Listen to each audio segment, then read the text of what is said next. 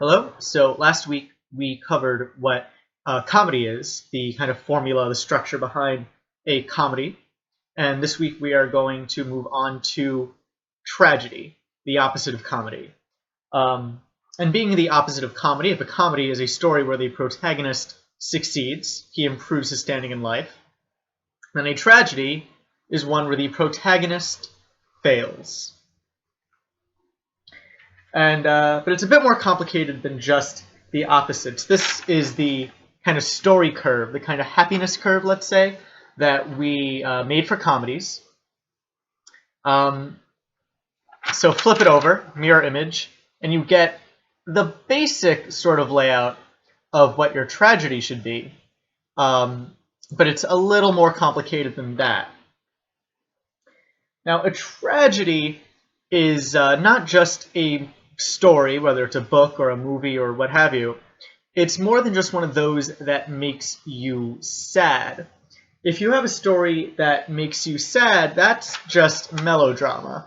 And the point of a tragedy is not to deliver melodrama, it's to deliver catharsis.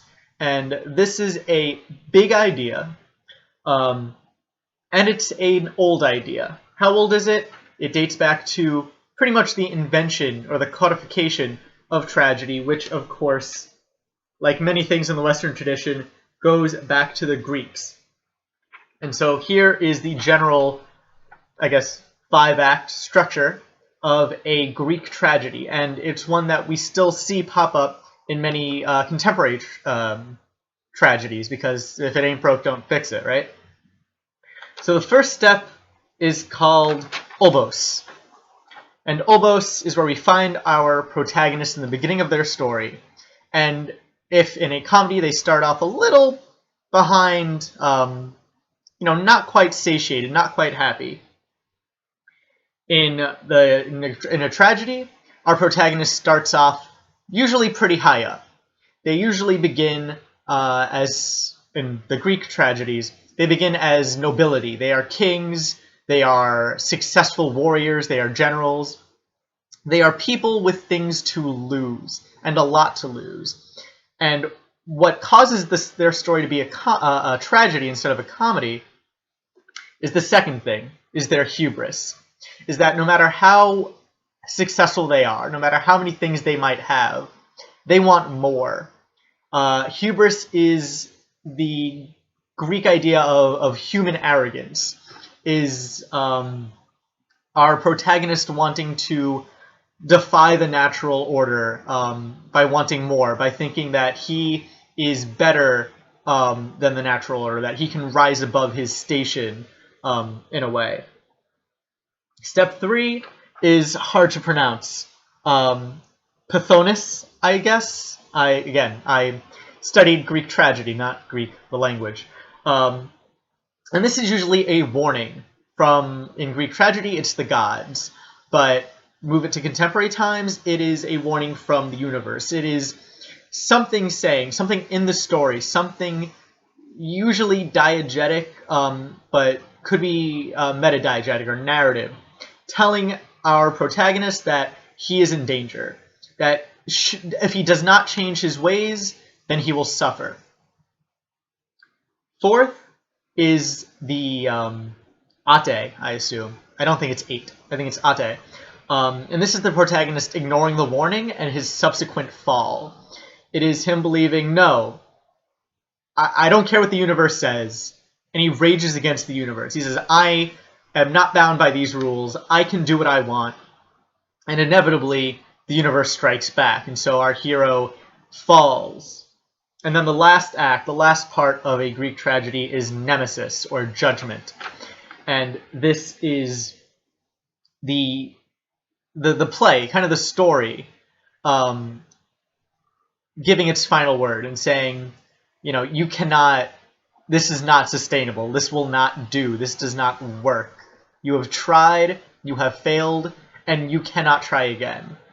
Because hopefully the protagonist has learned that they cannot fight back, that this is not an opponent that they can conquer. This is not something that they can win against. And that The judgment, the nemesis, this whole thing, in fact, builds back to that idea of catharsis. Catharsis, again, huge, old, powerful subject. But catharsis is basically, to put it in just story terms, instead of like these huge terms that people usually speak about it with, it's dealing with the inevitably of what we know should happen. So taking it back to the Greek plays and the Greek tragedies, the Greeks believed that no matter how successful, no matter how powerful, no matter how brave or virtuous a person might be, that they cannot challenge the gods and succeed. That no matter how great they might be, they are still human. So no matter how great they are, no matter how much they want to succeed, how much they want to rise, their hubris, they are doomed to stay human, to be mortal, to be at the whims of the universe. And in the story, that means following story logic. Catharsis is the audience dealing with the fact that things cannot always go the way that the protagonist or the audience wants them to go. So taking this back to comedy for a second. And as a comedy, I describe the ending by the hero not always getting what they want, but always getting what they need, right? So the protagonist wants something, and by the end of the story, they're happier for wanting it, for going on their journey. Likewise, opposite, with tragedy and the idea of catharsis, we might not want the hero to lose. We might not want the protagonist to fail. We might see a lot of ourselves in them. We might respect their greatness and their ambition.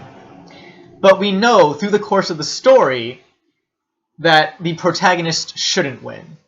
That either what they are dealing with is too great, or that there's something fundamentally wrong with them, that they cannot get what they want, and they can't even be happier for wanting it. And this should be set up within the story.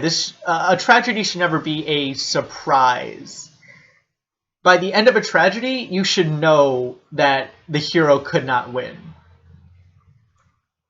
Now, an important little clearing up thing here, an important bit of just a tip, that even if and many times in a tragedy, it is a protagonist versus self story, that never, ever means that the protagonist becomes the antagonist. And this is because protagonist and antagonist aren't just hero and villain. They have structural details too. A protagonist is the character that moves the story along, remember. It is the person whose motivations and whose actions drive the story forward. And the antagonist is what gets in their way. Now, protagonist versus self does not mean they're the same person. It means that there is something within the protagonist, something separate but within the protagonist, that is getting in the way of his journey, getting in the way of his happiness. The protagonist becoming the antagonist would mean that the story is no longer driven by this character's goals, that we are eliminating the driving force of the story. So again, even if you are writing a tragedy, never ever turn your protagonist into an antagonist. Or more accurately, never get rid of the protagonist in favor of an antagonist. Now, there are lots of stories that will switch protagonists, that will do like a fake out of protagonists, but you always need a protagonist. So never, never not have a protagonist in a story. So hopefully that should clear some things up. But there's one more thing, actually, that's very important to get across in terms of comedy and tragedy, just in general. Now again, a comedy is when a story is structured so that by the end, the hero, the protagonist, should win, and we should want them to win, and they are happier for it. And a tragedy is when the hero might want to win, the protagonist might want to win so bad, but the audience learns through the story that that is impossible. They cannot win. And they might feel bad about it, which is tragic, but they know that that's the only way it could be. And that knowledge and dealing with that seeing those tragic actions happen in media instead of them happening to ourselves allows us as the audience to go through that catharsis and to kind of accept that things might not always be happy. It's therapeutic in a way. But there is a twist on the whole comedy and tragedy thing. And that's what happens when a protagonist does everything wrong and succeeds anyway, or the protagonist does everything right and still fails.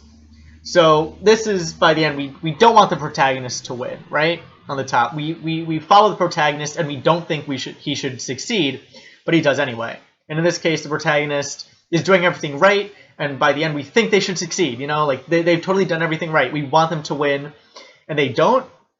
And that's the basic formula for a satire. Because what a satire does, aside from just make fun of things, is not so much set us up for a twist ending, but set us up for a different type of catharsis. A type of catharsis that says, you know, sometimes things don't work out, that things are broken, that fundamentally something is wrong. It's not necessarily making fun, but it's poking holes in the art, in the stories that should make sense. And again, satires don't always have to be funny. You can have comedic satires and you can have tragic satires. So again, success or failure right there. So hopefully this cleared up a few things about the nature of tragedy. Remember, tragedies don't always have to be sad. Generally they are. But a movie just being sad is melodrama. A movie being a tragedy, or a story that is a tragedy, has to, not always to the letter, but generally has to follow that same formula that the Greeks perfected so many thousands of years ago. Or 3,000, I guess that's not so many. Anyway, and yeah, so I hope you learned something about tragedy, and I think next week will be a shorter video where I explore kind of the concept of drama, which I probably should have done before all this. But drama is very important when it comes to any story whatsoever. So next week we'll discuss a little bit more about what drama is and how to create it. Thanks for watching.